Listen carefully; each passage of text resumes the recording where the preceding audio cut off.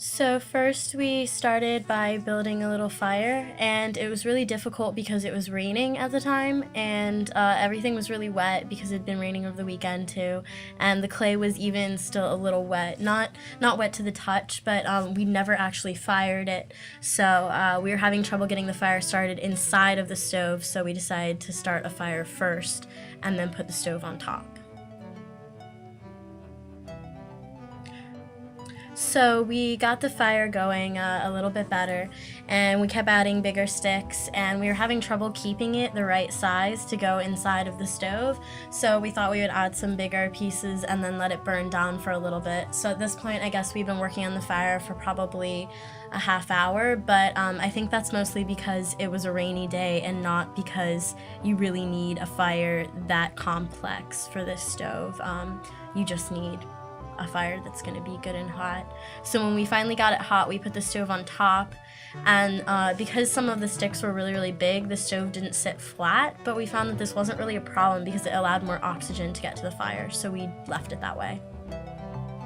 So the fire was burning nice and hot, and we kept stoking it from above for a little while, and then we put this really flat rock that had a little indent in the middle of it on top, and I started cutting up the potatoes. All we had with us was a plastic knife, unfortunately, so we were cutting them up as thinly as we could, like into thin slices and then into even smaller pieces, and they were put in the little crevice of the flat rock, and the flat rock was over the top of the stove but not all the way, and that's why so much smoke was coming up, because it was coming up from around the rock.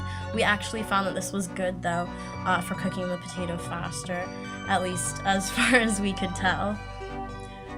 So I'd finished cutting up the potatoes, and they were in the little crevice on top, and I was stirring them around with some sticks and occasionally with a plastic knife. And we were keeping the fire stoked from the bottom mostly instead of the top, but every once in a while we just slide the flat rock off to the side, and then you could poke around in the top. And the fire was going really well. It was really hot, and when we moved the potatoes off to the side a little bit to touch the flat rock, we could barely touch it because it was so hot. So the potatoes were cooking still, and at this point I guess we'd been working for 55 minutes, but again, it was a rainy day. It was raining the entire time we were recording.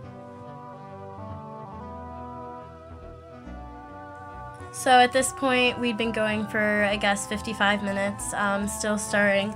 The potatoes are starting to get softer around the edges, and when you pick them up, you can squeeze them a little bit and feel them give way. They don't feel raw anymore, and they're very hot to the touch, but not quite ready to eat.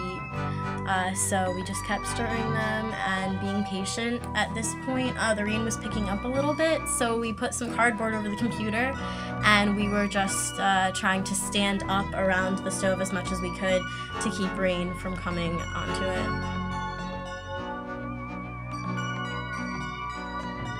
So after about an hour and 5 minutes of working, with a total of 50 minutes of cooking, the potatoes are done and soft enough that you can spear them with a stick and then eat them.